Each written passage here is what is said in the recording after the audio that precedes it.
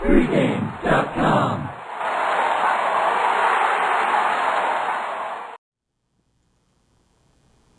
Tuesday night NBA action. The New York Knicks travel to Chicago. This is a quick rematch from Sunday. It's the back end of a home and home, and he's Brian Leonard. I'm Marco D'Angelo.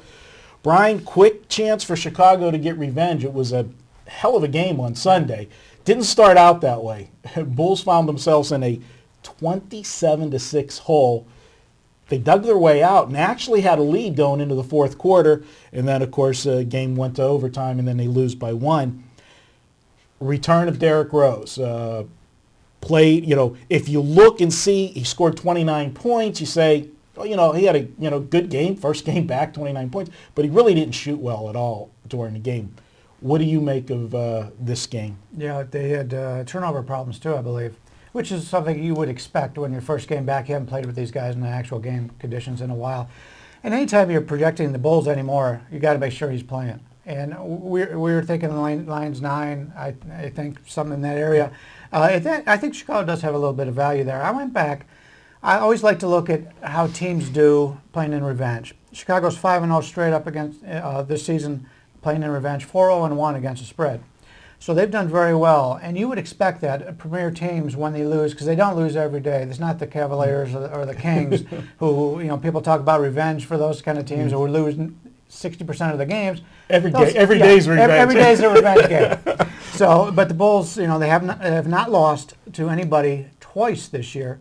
And the interesting is their next game they play Miami, which is also a revenge game. The game that was just played, the Knicks win that game 100-99. That was the first time the Knicks had beaten the Bulls this year. The Bulls had won two of the three meetings. But the Knicks have won 11 of 14 games right now. They're playing good ball again. And it's interesting. It's like, how magnets, they repel? I think you've got the point guard and you've got the big shooter on that team. Anytime they're on the court together, they're not very good. When one of them is out of the lineup and the other one's in, they win. I agree with you. It's amazing. The 11-3 run that they're on. Incidentally, the 3 losses that the Knicks had in those 14 games were all on the road. They lost at Toronto, Atlanta, and Indiana.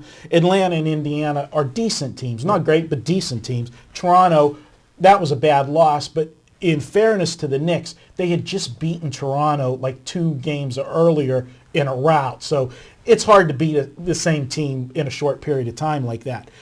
But the point that you bring out, since Jeremy Lin goes out of the lineup, all of a sudden, the Knicks, we thought they're going to fall off again. They didn't. But everything's got to go through Carmelo. And granted, he was the answer on Sunday. He scored 43 points of the 100, and I'm pretty quick on math. That's 43% of the points on Sunday. But you can't win ball games like that. We talk about, in a game we're going to do next, the Lakers. We talk about the Lakers are better when Kobe doesn't score 40 or more than they are when Kobe scores 40. And I think the Knicks, if they get into a habit of having to rely on Carmelo to score that many points, this team's going to be in trouble. Because if you take him out of it, which I think Chicago, when they make the adjustments for this game, there's only one place, glaring spot to look at. You're going to come up with something to slow him down. Do the Knicks have enough offense to answer if they slow Carmelo down? Yeah, I think they do. The Knicks are a deep team. We've seen they've been able to win with star players out, and they've really got 2 or 3 guys that are really elite players, maybe not elite defenders. And the interesting thing is, you take a look at the last 12 games for the Knicks. 9 of those 12 games have gone under. They've been winning, despite the 43 points. They've been winning with defense, which is something that you never saw with the New York Knicks. You did before. Not see that with their previous coach they had. That's for sure. Do you think at 9 that this line, or you think we're getting a fair number, or do you think you're paying a little bit of a premium because Derrick Rose is back? Well, they were giving 3 at New York, and usually you get about a 4.5 point home field advantage or home court advantage. So not 9's, considering it's a quick revenge situation, and Chicago has done well in that regard. I think 9's fair. If it got up to 11, I don't think I would play it. But 9.5, I think that's a legitimate line. Let's go to Derrick Rose for 1 minute. He ended up playing 38 and a half minutes first game back. Do you think that was a little bit maybe too much for him first game back? Or, 'cause, I mean, he showed the signs of rustiness, the turnovers, the poor shooting. But, again, when you get to the end of it and you look and he had 29 points, you think back during the game, where did he get them from? Because, it seemed like everything he was throwing up was bricking out, and the turnovers. But at the end of the day, he had 29 points. Does he have a better game or does he have a regression? No, I think he has a better game. I mean, he came into that game, as you mentioned, rusty. I'm not concerned about 38 minutes. I mean, he's going to play that. You take a look at the way they play the rest of the year and what they need from him. He's going to be playing 38, 40 a night. But that's just the way it is. And it's a big advantage for Chicago. And it's going to be similar to Miami, as they have their two stars that have missed some time this year. So Rose being out is not going to affect them overall. As long as he is healthy, he's going to play. I mean, if these were playoff games, these games that they had missed, right, he'd be in the lineup. I mean, it's not that he's severely injured. It's a situation where I think in the long run it's going to help him. The game ended in regulation at 91-91. The over-under was 185 and a half. Total, they come out with it. The the overnight line is 185 and a half again. When you have a game like we had on Sunday where one team was so far out of it, do you look at that moving forward as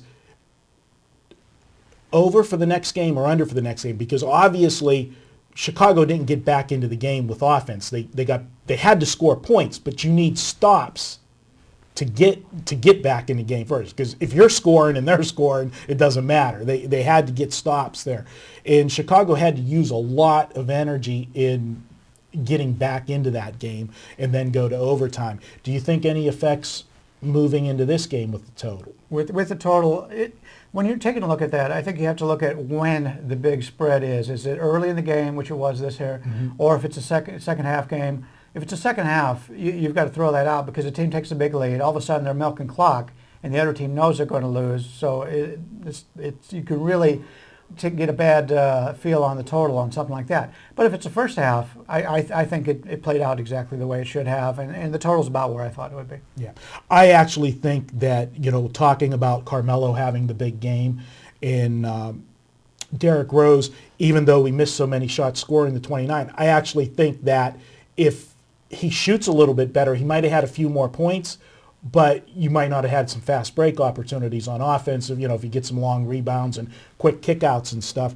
So I tend to lean a little bit to the under again in this one, even though it was pretty close to what the over-under was at the end of regulation. Obviously, it went way over it with the overtime period. But I think Chicago, their game plan, the coach is going to get to the chalkboard and say, we got to limit Carmelo and make the other guys work for some points, and I think it's going to slow the tempo of the game down a little bit. And in revenge in Chicago on their home floor, I think this is a big game for Chicago.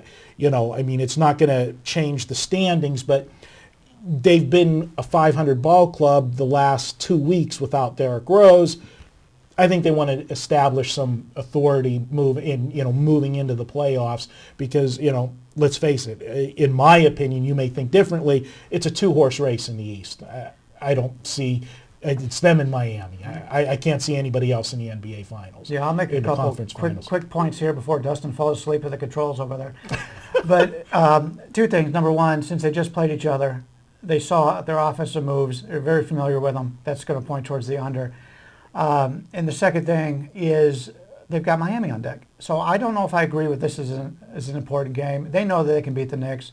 Miami's more of a test for them. I think we'll find out if they're up to the Miami test on how they play here. If they play well here, that's a good thing to look at when they play Miami. If they play poorly here, then maybe it's one of those situations that maybe like Memphis had when they brought back their star player earlier, where they took time to gel. So something we can learn for the following game. So your official play? I will play the Bulls. All right, you have it. Brian's going with Chicago. Minus the 9 is the line we're looking at.